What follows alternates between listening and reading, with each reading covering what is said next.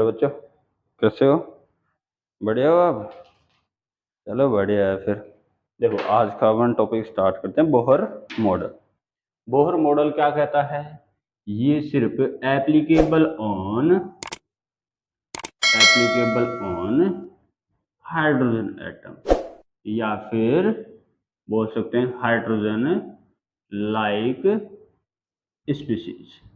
ठीक है, hydrogen like species कौन सी होगी अपने पास में?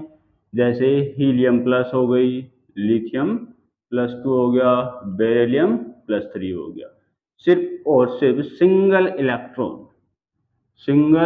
इलेक्ट्रॉन कंटेनिंग स्पीशीज है पर ही ये बोहर मॉडल क्या होता है, एप्लीकेबल होता है। मल्टी इलेक्ट्रॉन पर ये क्या हो जाता है, फेल हो जाता है।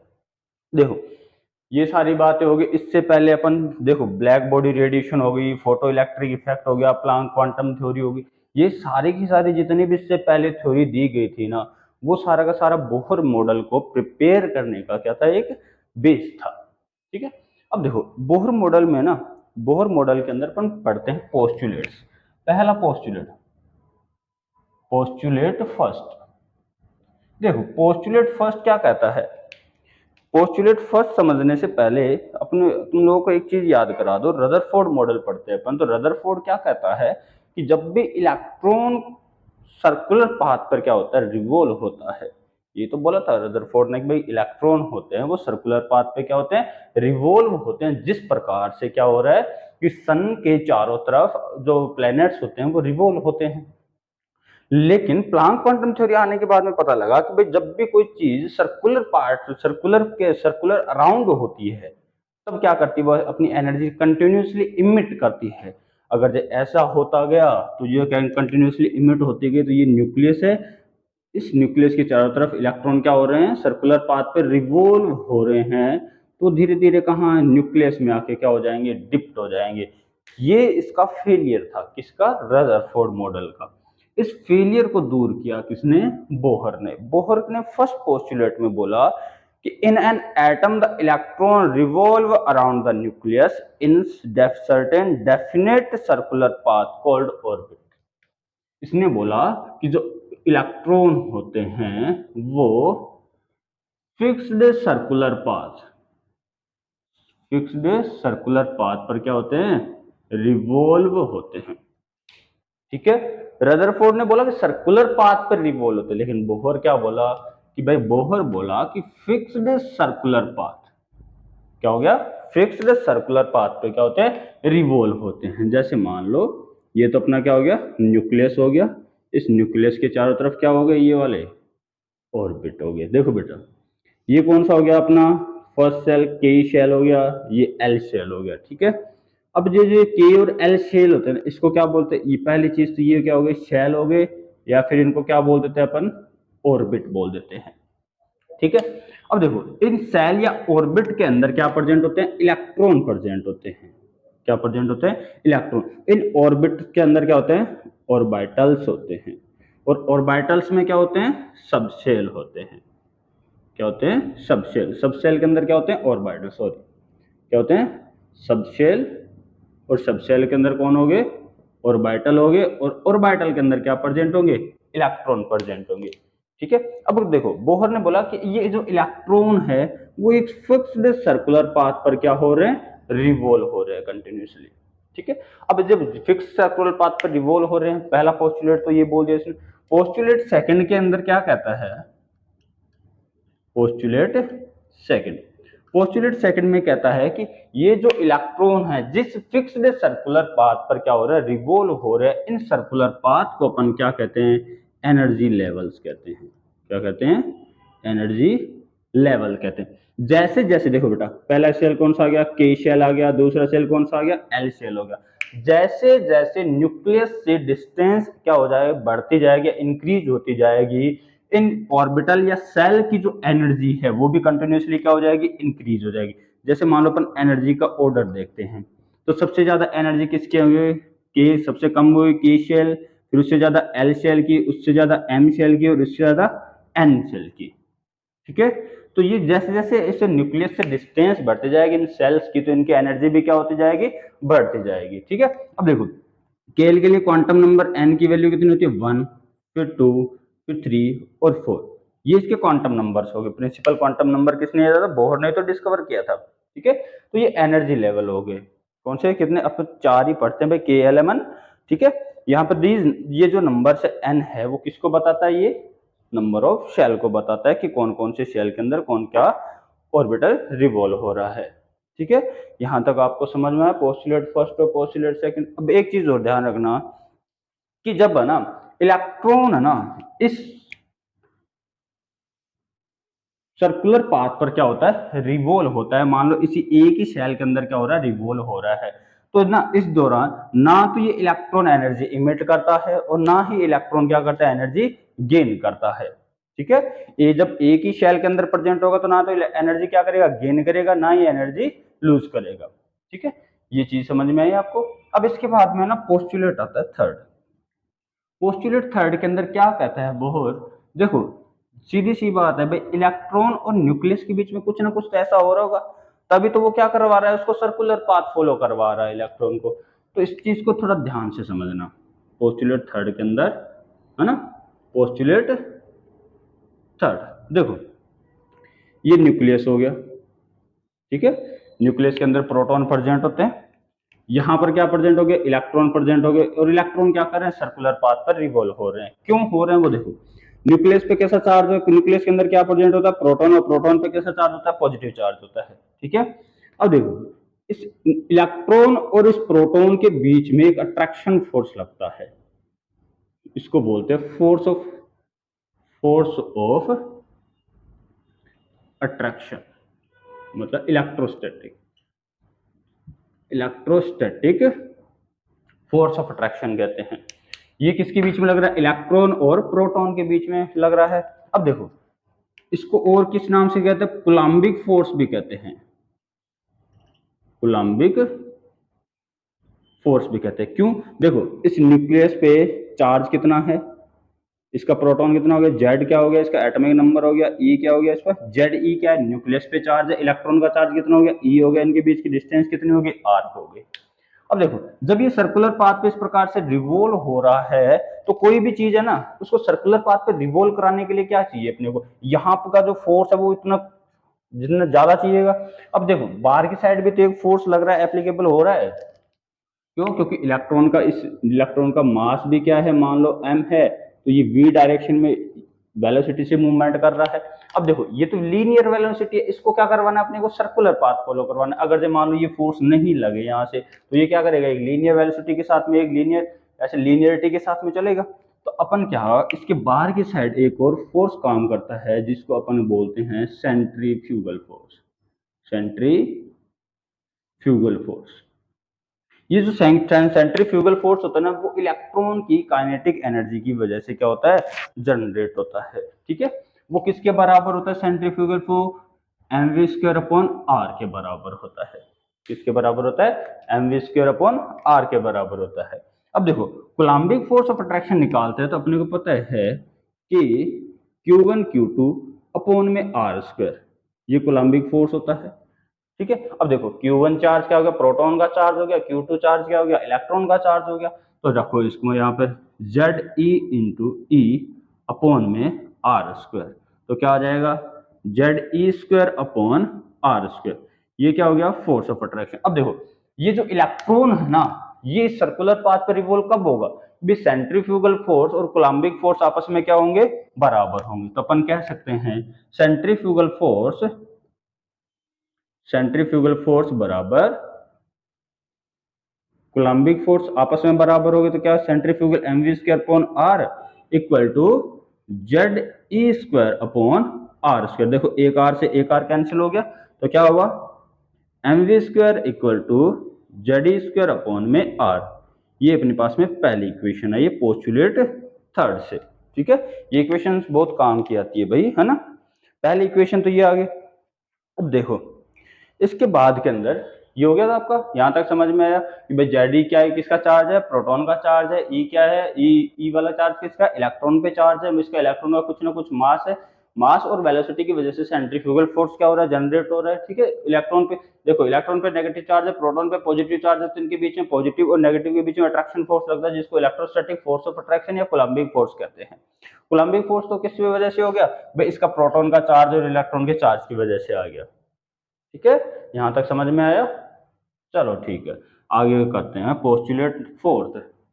ठीक है, देखो जब भी कोई सर्कुलर पाथ पर कोई मोशन कर रहा है या फिर कोई रिवॉल्व हो रहा है सर्कुलर पाथ पर, तो जब सर्कुलर पाथ को रिवॉल्व करता है तो उस दौरान क्या होता है, उसका कुछ ना कुछ क्या होता है, मूवमेंट जनरेट होता है। जब ये सर्कुलर पाथ पर रिवॉल्व हो रहा है तो इसका क्या जनरेट हो रहा है, एंगुलर मोमेंटम जनरेट हो रहा है। क्या हो रहा है, एंगुलर मोमेंटम जनरेट हो रहा है। देखो पोस्टुलेट नंबर 4 कहता है, पोस्टुलेट नंबर 4 कहता है कि जब भी कोई चीज सर्कुलर पाथ पर रिवॉल्व होती है, या फिर ऐसे बोलते only those energy orbitals are permitted for the electron in which angular momentum of the electron is integral multiple of h upon 2 पाई।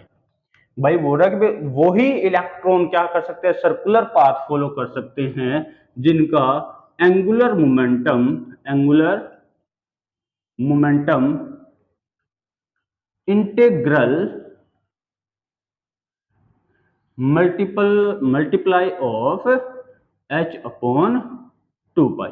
तो अपन कह सकते हैं कि जो एंगुलर मोमेंटम है जिसको L से डिनोट करते हैं वो किसके बराबर हो जाएगा, h अपॉन 2 पाई के बराबर होगा। ये किसने बोला, बोर के फोर्स पोस्टुलेट कहता है। अब देखो एंगुलर मोमेंटम क्या होता है, एंगुलर मोमेंटम। ठीक है, एंगुलर मोमेंटम देखो जिसको L से डिनोट करते हैं। ठीक है, ये एक वेक्टर क्वांटिटी होती है एंगुलर मोमेंटम। ये है ना रेशियो मल्टीप्लिकेशन होता है किसका, डिस्टेंस इनटू मोमेंटम का। ठीक है, एंगुलर मोमेंटम हो गया ये। अब देखो जब भी कोई इलेक्ट्रॉन, समझना ध्यान से, ये मान लो कोई न्यूक्लियस है, एटम है, यहाँ पर कोई इलेक्ट्रॉन है, सर्कुलर पाथ पर इलेक्ट्रॉन है जिसका मास क्या है, m है, इसकी वेलोसिटी v है। ये सर्कुलर पाथ पर क्या हो रहा है, रिवॉल्व हो रहा है। पहले इधर था, फिर ये यहाँ कहाँ आ गया, इधर आ गया, फिर कहाँ चला गया इलेक्ट्रॉन, इधर चला गया। तो ये सर्कुलर पाथ क्या कर रहा है, रिवॉल्व कर रहा है। अब इसकी मास और वेलोसिटी की वजह से क्या जनरेट हो रहा है, मोमेंटम जनरेट हो रहा है। p किसको रिप्रेजेंट कर रहा है, मोमेंटम को जनरेट। तो क्या हो जाएगा, r इक्वल टू मोमेंटम किसके बराबर हो गया, m v के बराबर हो गया। तो एंगुलर मोमेंटम L किसके बराबर हो गया, m e v r। ठीक है, m क्या है यहाँ पर, मास ऑफ इलेक्ट्रॉन है। अब ये एंगुलर मोमेंटम की वैल्यू आ गई अपने पास, इस वैल्यू को यहाँ पर पुट कर देते हैं। तो अपन क्या बोलेंगे कि भाई M E V R equal to H upon 2 pi. ये तो फर्स्ट शेल के लिए आ गया। भाई ये मान लो एंगुलर मोमेंटम आ गया। अगर जैसे जैसे नंबर ऑफ शेल इंक्रीज हो रहे हैं तो प्रिंसिपल क्वांटम नंबर की वैल्यू भी क्या हो रही है, इंक्रीज हो रही है। तो इस फॉर्मूले को अपन कैसे लिख सकते हैं, M E V R equal to N H upon 2 pi. यहां पर n किसको रिप्रेजेंट कर रहा है, n equal to principal quantum number, principal quantum number, principal quantum number, या फिर अपन बोल सकते हैं नंबर ऑफ शेल को रिप्रेजेंट कर रहा है, कोई कौन सा शेल है कौन सा नहीं है। ठीक है, यहां तक समझ में आया। इसको इक्वेशन नंबर दे दो 2। ठीक है, क्या दे देते हैं इसको, इक्वेशन नंबर 2। ठीक है, इसको अपन बोलते हैं बोहर क्वांटाइज कंडीशन। क्या होती है ये, बोहर क्वांटाइज्ड कंडीशन। क्या होती है, बोहर क्वांटाइज कंडीशन होती है। ठीक है, यहां तक समझ में आया। देखो ज्यादा टफ नहीं है, इसको थोड़ा सा समझने की कोशिश करना, लेकिन आसान है ये, है ना। देखो बोहर क्वांटाइज कंडीशन आ गई, इसके बाद में पोस्टुलेट कौन सा आ गया अपने पास में, फिफ्थ पोस्टुलेट आ गया। फिफ्थ पोस्टुलेट के अंदर क्या कहते हैं, पोस्टुलेट फिफ्थ। देखो पोस्टुलेट फिफ्थ वैसे तो बता दिया मैंने कि जब भी कोई इलेक्ट्रॉन एक फिक्स एनर्जी लेवल के अंदर क्या करता है, रिवॉल्व होता है, तो वो ना तो अपनी एनर्जी क्या करता है, इमिट करता है, और ना ही एनर्जी क्या करता है, एब्जॉर्ब करता है। ठीक है, अब देखो इसके बाद पोस्टुलेट 6 आएगा। पोस्टुलेट 6 क्या कहता है कि जब भी कोई इलेक्ट्रॉन मान लो इस सेल के अंदर प्रेजेंट होता है, पहला सेल ही के शेल है। ठीक है, ये न्यूक्लियस हो गया, तो इसके आउटर मोस्ट सेल कौन सा हो गया, ये इसका सेकंड एल शेल हो गया। ये कौन सा हो गया, एल शेल हो गया। इन दोनों में से के शेल की क्या एनर्जी कम है, तो इसको बोल देता हूं अपन lower energy orbital, energy orbit. और ये वाला कैसा हो गया, के रेस्पेक्ट में एल वाला क्या हो गया, higher energy orbital, energy orbit हो गया। यहां तक बात क्लियर अपनी।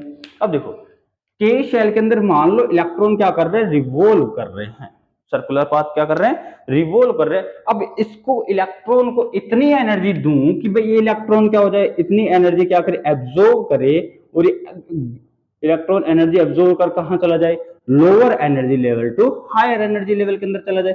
मान लो ये कहां आ गया, इस वाली पोजीशन पे आ गया, ठीक है, हायर एनर्जी पे आ गया। अब एक चीज याद रखना, जब ये हायर एनर्जी पे यहां पर गया है तो ये वाली स्टेट है वो क्या कहलाती है, एक्साइटेड स्टेट कहलाती है, एक्साइटेड स्टेट। और जहां पर जब इलेक्ट्रॉन प्रेजेंट होगा, जब इसने एनर्जी एब्जॉर्ब नहीं की थी, ये क्या कहलाएगी, इसकी ग्राउंड स्टेट, क्या कहलाएगी, ये ग्राउंड स्टेट कहलाएगी।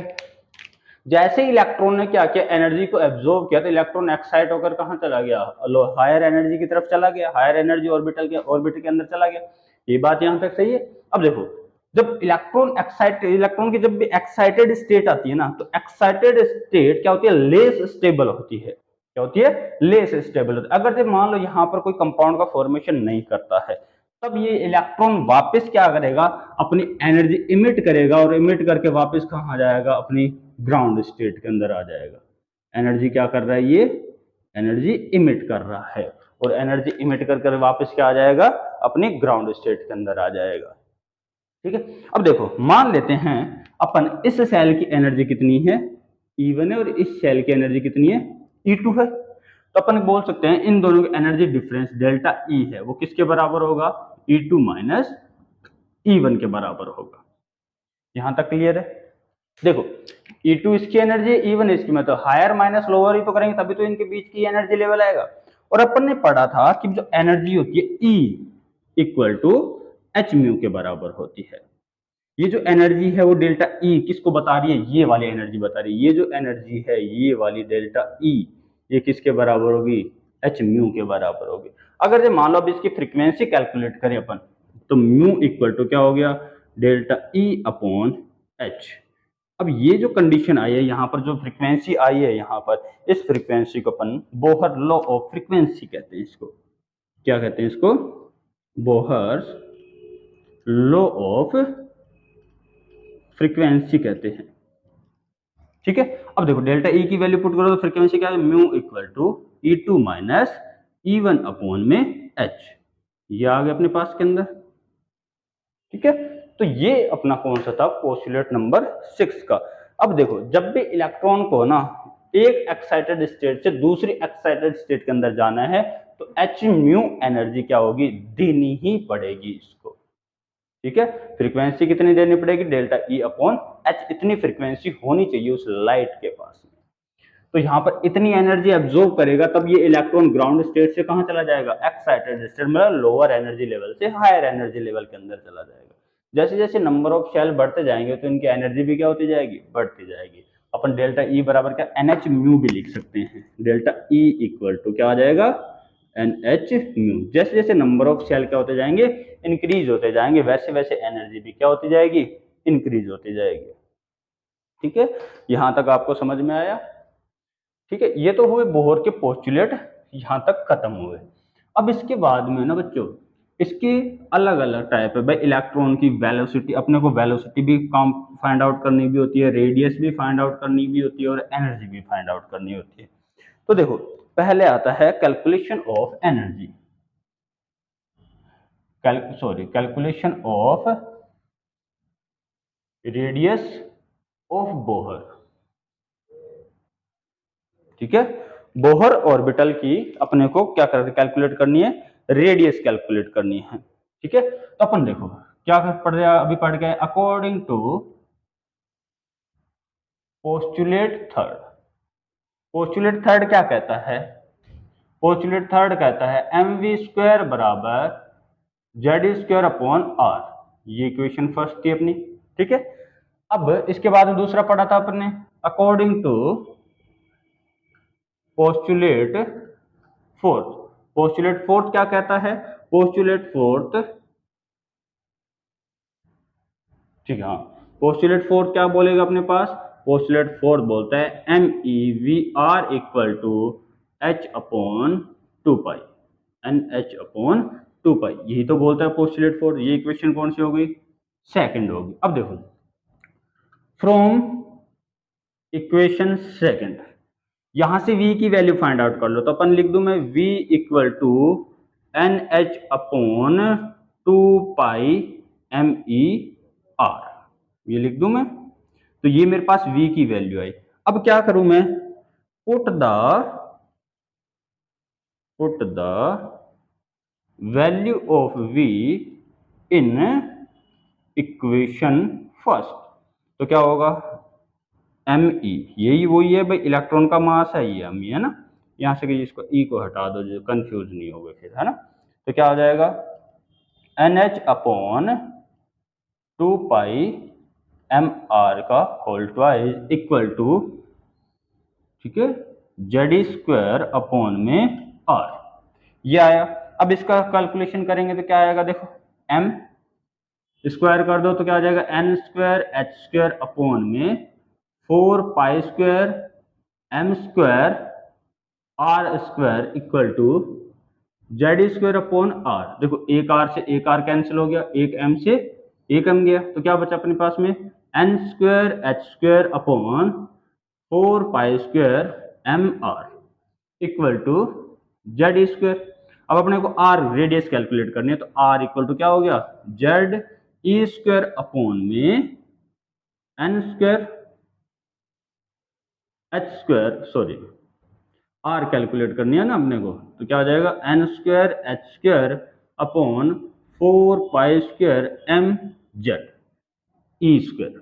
ठीक है, ये अपने पास में रेडियस आ गई। ठीक है, अब क्या करते हैं अपन? पुट द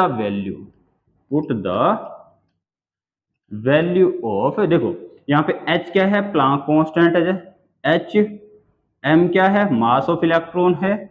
E क्या है? चार्ज ऑन इलेक्ट्रॉन है। और पाई की वैल्यू कितनी होगी? 3.14। इनकी वैल्यू क्या करते हैं अपन? पुट करते हैं। तो अपने पास में R की वैल्यू क्या आएगी? देखो N²H² की जगह क्या कर दो? वैल्यू पुट कर दो, 6.62 इंटू 10⁻34 अपॉन में 4 पाई की वैल्यू पुट कर दो, स्क्वायर मल्टीप्लाई मास की 9.1 इंटू 10⁻34 31, है ना, 34। ठीक है, ये कर दिया इसका। यहां पर E की वैल्यू पुट कर दो, 1.6 इंटू 10⁻19² इंटू Z। इन सभी को जब अपन कैलकुलेट करते हैं तो अपने पास R की वैल्यू आती है N²/Z मल्टीप्लाई 0.529 इंटू 10⁻10 मीटर आती है। ठीक है, एक चीज तो ये यहां तक क्लियर है आपको। अब देखो इस वाले को मीटर के अंदर, तो इसको किस में कन्वर्ट कर सकते हैं अपन? एंगस्ट्रॉम में कन्वर्ट कर सकते हैं। तो यहाँ पे R की वैल्यू कितनी हो जाएगी? R equal to N²/Z 0.529 angstrom, ये भी लिख सकते हैं। अब देखो एक चीज याद रखना भाई, कई बार क्वेश्चन आ जाता है बोर्ड के अंदर, नीट के अंदर भी, भाई कंपटीशन एग्जाम के अंदर। ठीक है, तब ये देखो इधर, अब देखो इस R को इसको किसके बराबर मान लो? 0.529 एंगस्ट्रॉम बराबर किसके मान लू मैं? मान लो A0 के बराबर मान लेता हूं। तो R की वैल्यू क्या आ जाएगी मेरे पास में? N²/Z A0 आ जाएगी। ठीक है, तो ये जो फॉर्मूले है ना, ये फॉर्मूले आपको याद रखने हैं। अपनी एनसीईआरटी के अंदर ये डायरेक्ट दे रखा है, ये वैल्यू कैलकुलेट करके नहीं बता रखी, अपन ने यहाँ पे कैलकुलेट करके बताइए इसको। अब है ना, 4 हाइड्रोजन एटम, 4 हाइड्रोजन एटम, अगर जो हाइड्रोजन एटम के रेडियस कैलकुलेट करते हैं तो यहाँ पर हाइड्रोजन के लिए N शेल कौन सा हो गया? फर्स्ट शेल हो गया। Z की वैल्यू भी कितनी होगी? एटॉमिक नंबर भी कितना हो गया इसका? 1 हो गया। तो R की वैल्यू किसके बराबर होगी? 1 का स्क्वायर अपॉन में 1 मल्टीप्लाई A0। तो R किसके बराबर हो गया? A0 के बराबर हो गया। ठीक है, यहां तक क्लियर है सभी को? अब देखो ये तो अपन ने किसके लिए कैलकुलेट कर ली? हाइड्रोजन एटम के लिए कैलकुलेट कर ली। अगर ऐसे ही अपने को और कैलकुलेट करवा दे, किसके लिए? हीलियम और लिथियम के लिए। तो अब देखो अगर जो हीलियम के लिए अपन कैलकुलेट करें तो हीलियम के लिए N की वैल्यू कितनी हो गई? 1 हो गई। ठीक है, और Z की वैल्यू कितनी हो गई? 2 हो गई। तो इसके लिए R की वैल्यू कैलकुलेट करेंगे तो 1 का स्क्वायर 1 हो जाएगा और अपॉन में 2 मल्टीप्लाई क्या हो जाएगा, ए नोट आ जाएगा। तो आर की वैल्यू कितनी हो जाएगी, ए नोट डिवाइड बाय 2। ये किसके लिए हो जाएगी, हीलियम के लिए। अगर ये लिथियम +2 के लिए बात करेंगे तो यहाँ पे एन की वैल्यू कितनी हो गई, 2 हो गई, ठीक है, और जेड की वैल्यू कितनी हो गई, 3 हो गई।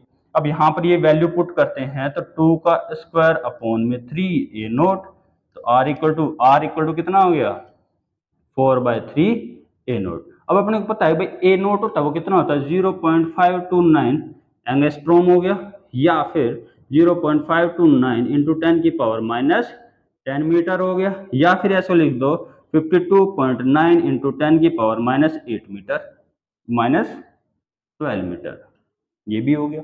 ठीक है, तो अपन ये भी चीजें इसमें कर सकते हैं। ठीक है, यहाँ पर ये 10 के बाद ये 12 हो गई तो इसको पिकोमीटर में भी कन्वर्ट कर सकते हैं अपन, है ना, तो कोई दिक्कत नहीं होनी चाहिए इसमें। यहाँ तक कैलकुलेशन समझ में आई कि भाई बोहर रेडियस किस प्रकार से कैलकुलेट करते हैं अपन, ठीक है ना। अब देखो इसके बाद में अपने पास आता है वेलोसिटी आती है, वेलोसिटी अपन करेंगे नेक्स्ट लेक्चर के अंदर। ठीक है, आई होप यहाँ तक आपको समझ में आया है। ठीक है, अब देखो भाई चैनल को लाइक किया करो, सब्सक्राइब करो और शेयर भी किया करो। ठीक है, लाइक शेयर और सब्सक्राइब।